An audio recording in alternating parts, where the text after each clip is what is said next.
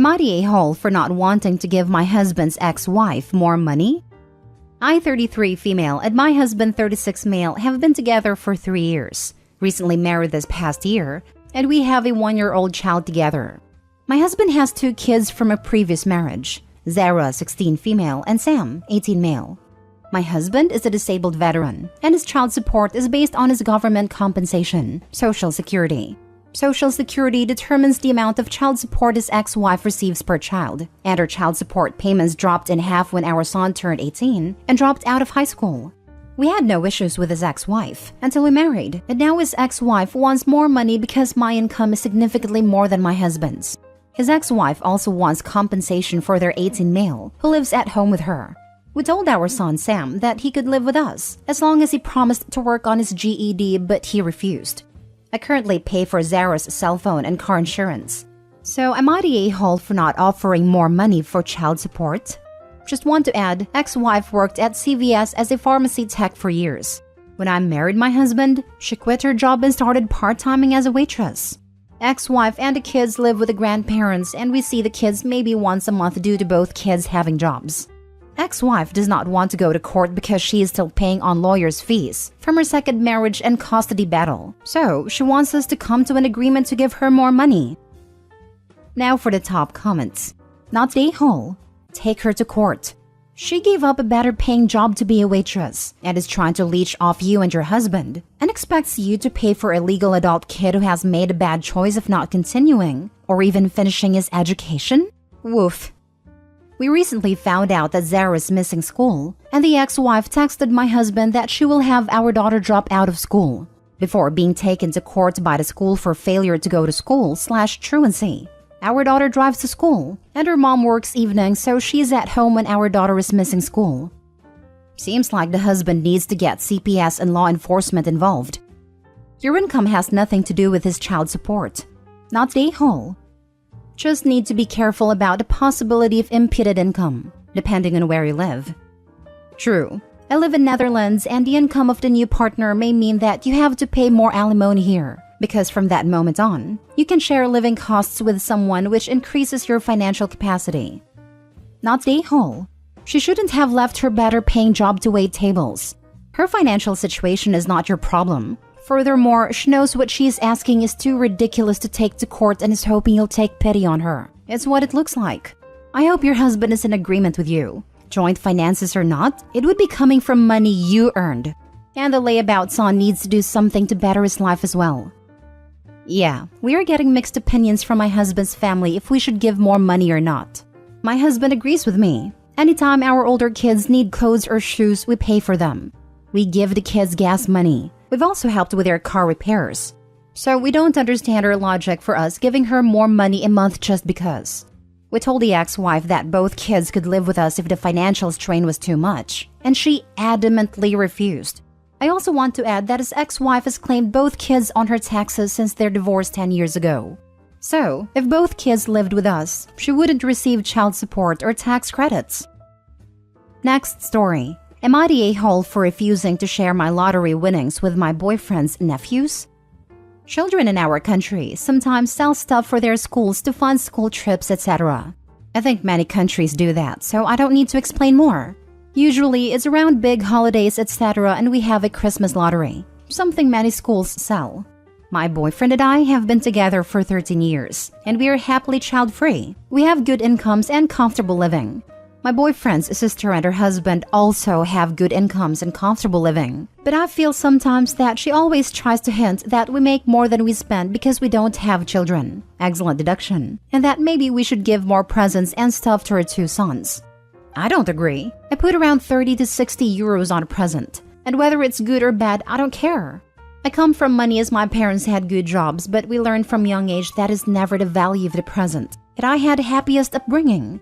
Anyway, the sons get a couple dozens or more lotteries each to sell, and the idea is to go around the neighborhood, etc. But they are too lazy, and they make the family buy everything. And since my boyfriend and I have nothing important to spend money on, we end up buying the majority of the tickets, around 200 to 300 euros worth each occasion. It angers me a bit in the beginning, but my boyfriend seemed uncomfortable saying no, and I hate making him uncomfortable, so I said, oh well. This Christmas, I won about 150,000 euros. I was so happy because I never win stuff. But when the nephews heard this, they wanted their ticket back. I was shocked and said hell no. They called me like 50 times, and my boyfriend's sister and her sons showed up next morning to talk, then argue, then fight me. Then she asked to at least split it 50-50 with them, but I wouldn't budge. All three left in tears saying they will take me to court, and my boyfriend wants me to split or I'm being an a-hole. I usually donate 20% of my bonuses, inheritance, or any big chunk of money I get to charity. I thought I would do that and buy the boys the bicycles they were saving for, which cost around 2,500 each. I don't know why, but now I won't even buy them the bicycles. Am I the a-hole? Edit. My boyfriend is the one who pays for the tickets. He then splits the tickets. The winning ticket was one of mine. Not the a-hole. It's your money to do whatever you want with. Screw your boyfriend's family for being leeches, and screw your boyfriend for not standing up for you. Hope he should take the money and pay for the boyfriend to get therapy to start learning healthy boundaries and how to say no to family. Not the a-hole. If anyone else, more specifically a stranger, had gotten that winning ticket and not you, they probably never would have asked them to split the money, because that would be rude. But since it's their uncle's girlfriend, then apparently all of that goes out the door. You bought the tickets. The transaction was finished, so they were 100% your tickets and not theirs. So I don't see why you should have to share. Not the a-hole. Which court they were planning to take you? The court of entitlement? Court of idiots? If you decide to donate some money to charity, do it in their names. Maybe buy bicycles to kids in shelter or something. Your boyfriend should learn some boundaries. If he's fine being a doormat, that's on him. But he shouldn't expect you to be. If he really thinks you are an a-hole, then maybe he isn't the one for you. And don't forget to report them to the organizers for trying to claim ownership of tickets they sold. Not the a-hole OP. Not the a-hole. Seems like over 13 years you've spent thousands on these lottery tickets, plus gifts. You've been more than generous. They have no right to the winnings, any more than the clerk at a corner shop who sells a winning ticket. As for the ultra-expensive bikes, there's no reason they need them. If they are even considering such a purchase, they're not hurting financially. I'd suspect you were told about their saving up before Christmas in hopes you'd give them a significant cash gift towards the bikes, regardless of what they then spent it on. P.S. We have the same issue with fundraising in the US. Raffle tickets, cookies, whatever the kids are supposed to sell, it ends up with the parents pushing the stuff on relatives, rather than the kids selling to neighbors like it used to be. I used to make a cash donation instead. Next story. Am I the a-hole for kicking my sister and her kid out of my house because she refused to cover the damage her kid caused? My sister has been living with me for close to a year along with her 6-year-old son.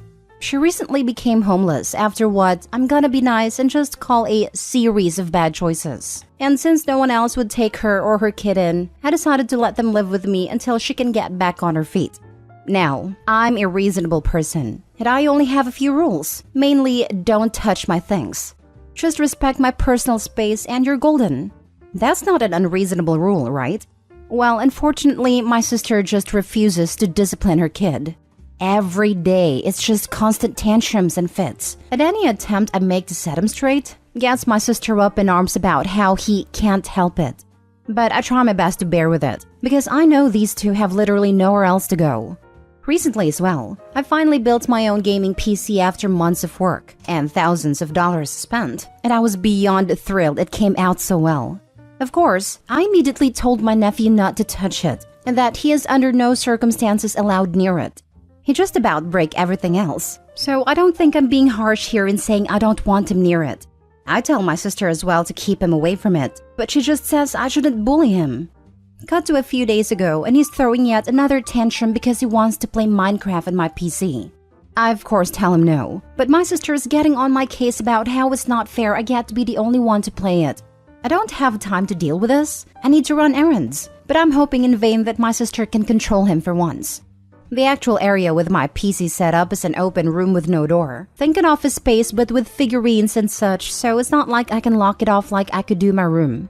Not even asking them to come with me worked, since my sister just refused and my nephew screaming and crying certainly isn't a one to deal with when shopping. Come time I return, I immediately check to see if the PC is safe, and what I find is broken glass everywhere. My monitor is on the floor and the PC tower practically in pieces.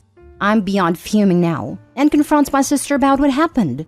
She doesn't even try to hide it. She just says she let him on but couldn't figure out how to launch Minecraft. And when nephew got mad he couldn't play, he had a meltdown.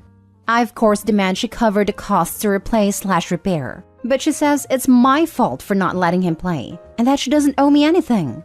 By this point, I had enough and packed all of their things, and told both of them to get out or else I'm calling the police. She reluctantly left before snipping, "I hope you're happy," under her breath. Over the next few days, I'm bombarded with texts and voicemails from her, calling me a bad brother and that it's my fault they're homeless. Am I the a-hole? Now for the top comments. Not the a-hole. No, it is her fault she's homeless again. Harsh as I may sound, you set rules and boundaries in your home. Not only did she not try to abide by your requests, she override them. Your rules didn't matter to her. Your belongings didn't matter to her. Very sad. The kid shouldn't have done what he did, but it seems like he has some kind of disability or disorder, because it's not normal for a 6-year-old to completely destroy a PC. Or maybe poor parenting. My 3-year-old niece knows better than to throw a fit like that. If she's mad at you, she gets very, very quiet. I'd love to know what evil she's planning. OMG. Nope. Not the a-hole. Just FYI, cause it sounds like you don't have any other kids in your life. Your nephew didn't have a meltdown. A meltdown is a kid having big feelings they don't know what to do with, and it comes out big. Your nephew is destructive and undisciplined, not sure how he can get through school if this is how he acts. If this isn't fixed ASAP, he's probably going to develop something like defiant oppositional disorder. You can't let kids get away with destroying things, even if it's just a toy, when they don't get their way. That sounds like what happened though. Children need to have emotional regulation modeled and taught to them. They can also learn to seek reactions from adults if they're not getting the attention they want in other ways. Not the a-hole. I'm starting to understand what some of your sister's bad decisions might have been.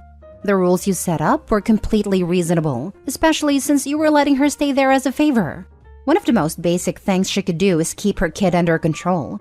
She brought this entirely on herself. And, despite what she said, none of this is your fault. And she's going to continue to be homeless and whatnot until she takes responsibility for her own choices. Last story. Am I the a-hole for screwing over my sister-in-law? I, 26 female, have been married for 7 years.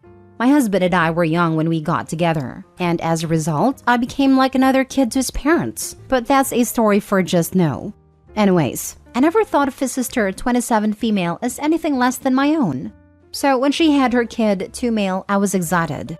I've got my own kids, but I was happy to have a nephew. So my sister-in-law lives next door with her parents. The issue is that I've become the baby drop-off center. I need to run to the store turns into me texting her 4+ hours later trying to figure out where she is. It's always someone else's fault on why she's late. I'm in college online though and can't exactly do my work when her kid is on a sleeping schedule of 2 a.m. to 8 a.m. My kids attend school and need their sleep though they have a decent bedtime. I'll also add that I have a hard time telling people no and currently in therapy for that among other issues. Because of those reasons, when she came to me saying she had a job offer, she asked which of 2 schedules worked for me. Didn't even ask if I would be the babysitter. I told her neither did, so we agreed to a schedule where I'd watch him half the schedule and her parents would watch him the other. Usually her parents back out, but I told her that wasn't going to be able to happen. Well, her first interview/training is today. She told me days ago that her dad was watching her kid since he'd probably still be asleep. Okay, awesome. Then at 2 a.m. the day off, she messaged me and said, "You're still able to watch him tomorrow, right?" I hope so because I have no one else. I was angry and told her so. I told her I'm being taken advantage of, and letting me know last minute she wasn't having her dad watch him isn't okay. Dad isn't sick, just didn't want to. I told her how it isn't right that everyone else can say that they don't want to and it's okay because she knows I have a hard time saying no. It ended with her apologizing and begging me to keep him, but I still said no. She told me she will lose the job if she can't find a babysitter. And I told her he isn't my kid, so it's not my issue. My mother-in-law then messaged me telling me she's going to straighten me out and that if my nephew is such a bother, then I just won't keep him anymore. She also told me I'm an awful person for screwing over my sister, and she expected more from me. My husband agrees with me but won't say anything to his mom and sister. Am I the a-hole? Should I watch him anyways? Not the a-hole. Both you and your husband need to stand your ground. You aren't responsible for sister-in-law's kid. If your mother-in-law is so upset, why doesn't she look after her grandchild? Both you and your husband need to start setting some boundaries with sister-in-law. Otherwise, they will continue to take advantage of you not being able to say no. Your kids and your family come first. Added to say that your husband is the a-hole for not backing you up here. He may agree with you, but him keeping quiet is just as bad. He needs to grow a backbone and speak to his sister and parents. Agreed. If Opie's husband doesn't talk to her parents, they will continue to take advantage of Opie's inability to speak. This will not end Opie's problem. Massive not the a-hole. She's taking advantage of you, pure and simple. And your mother-in-law's behavior is also appalling. Why doesn't she watch him? Please keep standing up for yourself. Mother-in-law's one of those I shouldn't have to, but you should people. You are not going to watch him anymore? Okay, mother-in-law, you can do it then and not back out. Straighten me out? Now, lady, I am straight a line about my personal space and not watching your grandkids. Awful person? Cool. Don't call or message me anymore if I am awful. Not the a-hole. We've been at each other's throats for some serious overstepping she did a few months ago. Finally made peace, though not made up, as I'll never forgive her for what she did. And now she's gonna straighten me out because she's sick of me thinking I'm better than everyone. Lol. This isn't the first time she's said that. It lasted a day before I had my nephew again. Stand your ground and polish your spine. Do not take your nephew again. As for your mother-in-law, her language toward you more than justifies cutting her off for a while and not allowing her to be around your child. She freaking threatened you.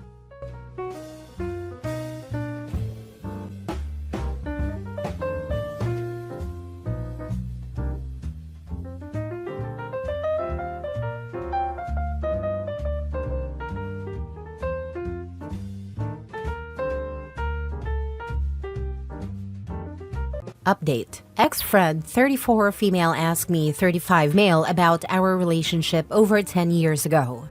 How to respond? Original post. I 35 male am happily married with 2 children. My wife 32 female and I have been together for 8 years, married for 4. We were out shopping in our hometown when we ran into my ex-friend, her parents and her children. She moved out of state over 10 years ago and I haven't seen her since, nor have we had any contact other than Facebook happy birthday wishes. She's married with 2 kids of her own. Anyway, onto the situation. My father-in-law and her father are friendly with each other. Both are retired military and occasionally have breakfast together with their other retired friends. When we ran into each other, my ex-friend's dad congratulated my wife and me. We figured my father-in-law told him we're expecting our 3rd child. I saw my ex-friend look at my wife's belly and then act distant for the rest of the exchange, whereas she was friendly starting off. We traded pleasantries and said goodbye. My wife and I continued about our shopping. By the time we were done, I checked my phone and saw I had a Facebook message from my ex-friend. Ex-friend, it was good to see you again. Me, you too. The family looks good. Ex-friend, yours too. Would you want to grab coffee and catch up? I'm in town for a couple more days. Me, we're actually pretty busy. Otherwise, I would be down. I'm sorry. Ex-friend, I understand. Adulting. Can I ask you a question? Me, sure. What's up? Ex-friend, was I just not your type? Me, what do you mean? Ex-friend, I'm asking, what did I do wrong? Me, didn't respond as this was out of nowhere. Ex-friend, I pursued you for years. We were inseparable for years, and you never gave us a real chance.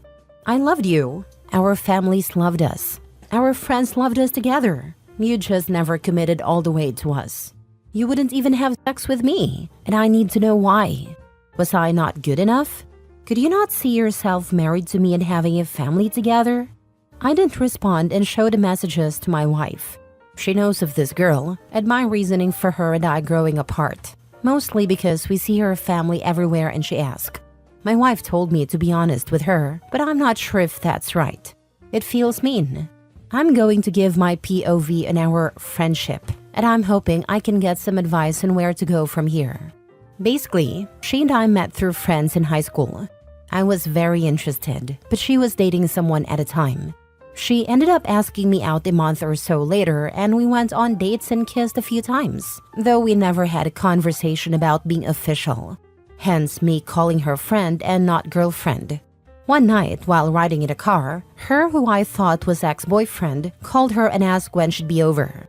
She didn't have it on speaker, but I could still hear the conversation. She told him, "I can't talk right now," and he asked who she was with. She didn't tell him. He later figured it out and messaged me on Facebook asking if I knew they were still together. I apologized and said I didn't and would cut things off.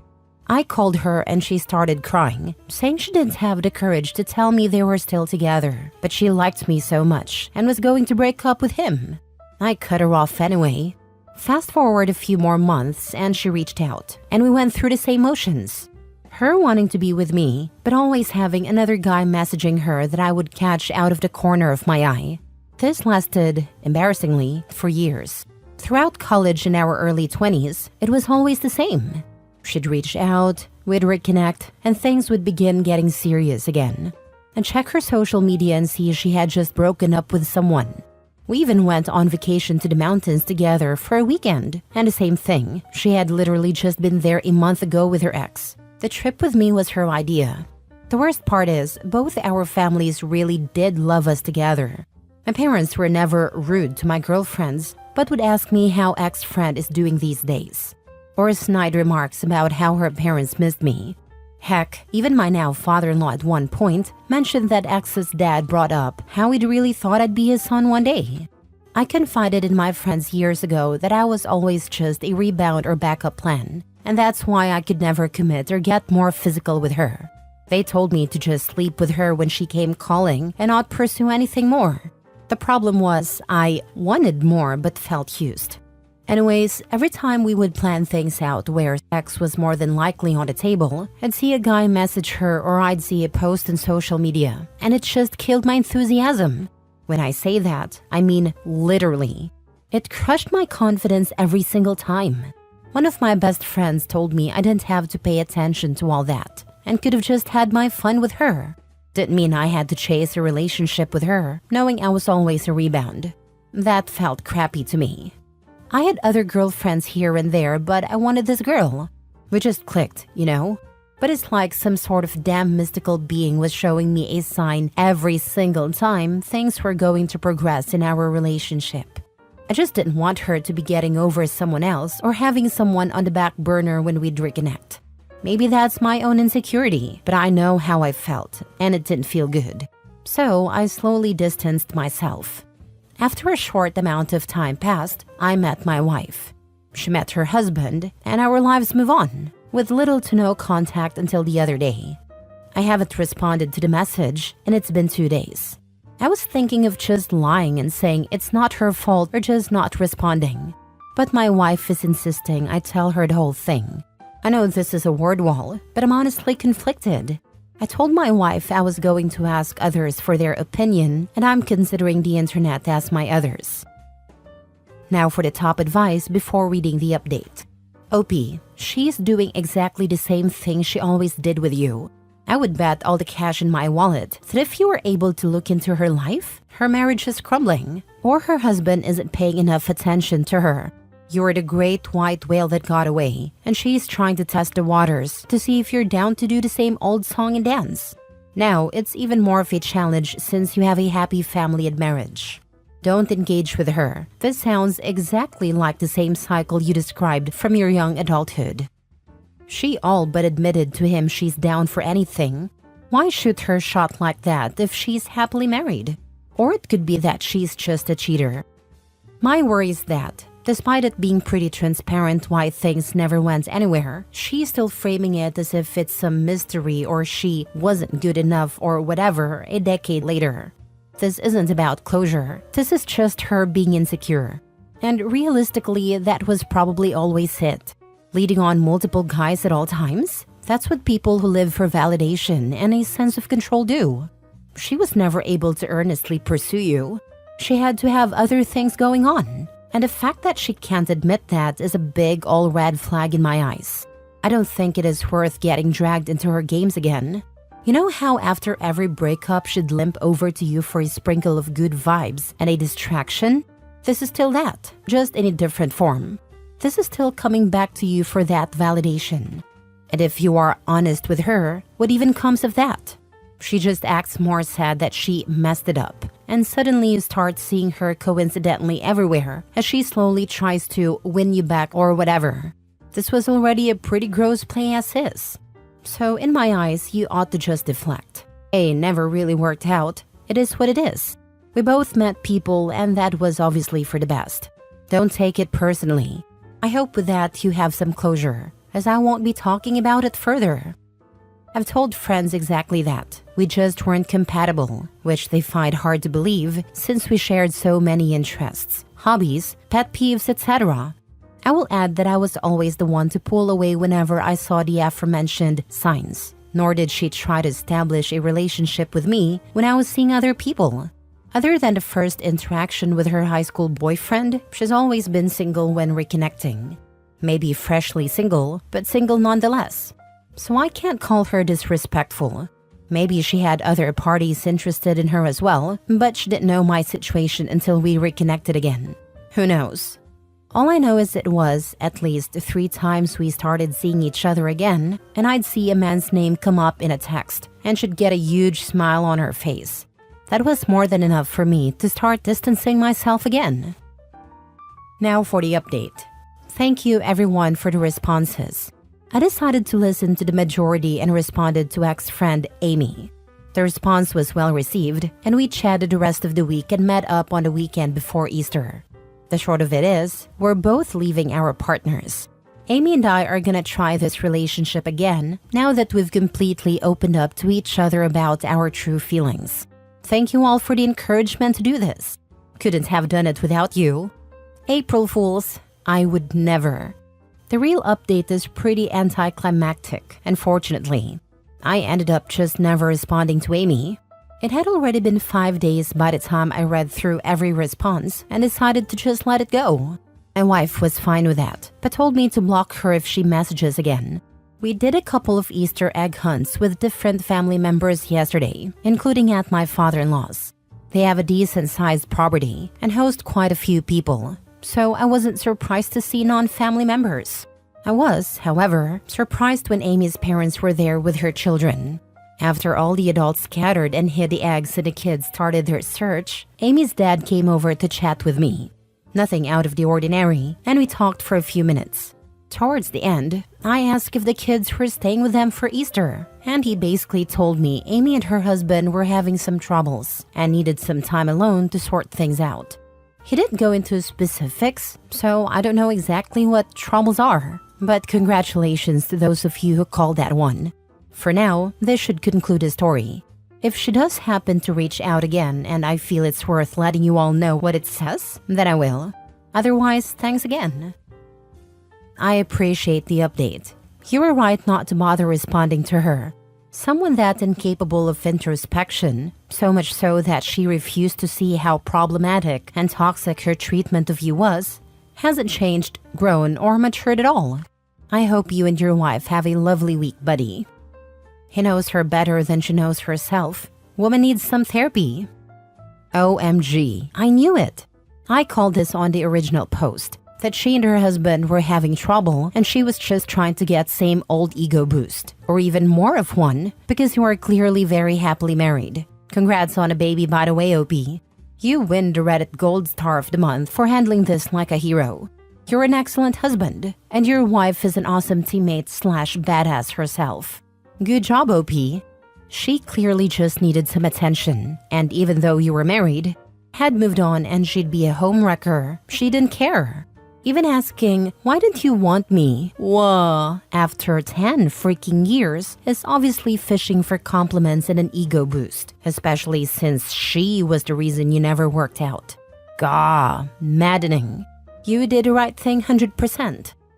Thank you. I noticed on the original post you talked about it possibly being competitive. My wife said the same based on her reaction to the pregnancy news, either competitive or possibly fertility issues after 2 children. To be honest, she's put a lot more thought into reasoning than I have. Kinda wish you'd had told her since I'd like to see her reaction, but it sounds like she wouldn't give you a real answer anyway. As I read her responses to my first post, I took into consideration that I'm sure a lot of people wanted me to respond because it would mean more juicy drama for them to read. That is the opposite of what I wanted in my life. Last story. My boyfriend's best friend's wife got beat up on Christmas Eve, and it's all unintentionally my fault. My boyfriend Patrick, 44 male, and I, 39 female, have been together for a year. He has a childhood best friend, Michael, and Michael's wife, Jessica. I know that in the past, my boyfriend was involved in a threesome with them, and also slept with Jessica separately. While I didn't hold this against him as it was his past, I couldn't shake the feeling of distrust when they were alone together. I was aware that Michael and Jessica's marriage was rocky, but no one shared the full extent of their problems with me. Recently, Michael went into rehab for alcoholism, and Jessica decided to divorce him and move out. Patrick offered to help Jessica move, and at first, I thought it was admirable and fully supported him, until he turned off his phone for 15 hours, stayed at her house for 2 nights, and acted strange when I tried to call. I got upset, but we made up and life went on. The following weekend, Patrick helped Jessica again and there were no issues. On Friday of the 3rd weekend, I hadn't heard from him all day because we were both busy. He was helping Jessica and I was at work. That evening, I called to check in before bed, but when he answered, he was drunk and they were watching a movie together.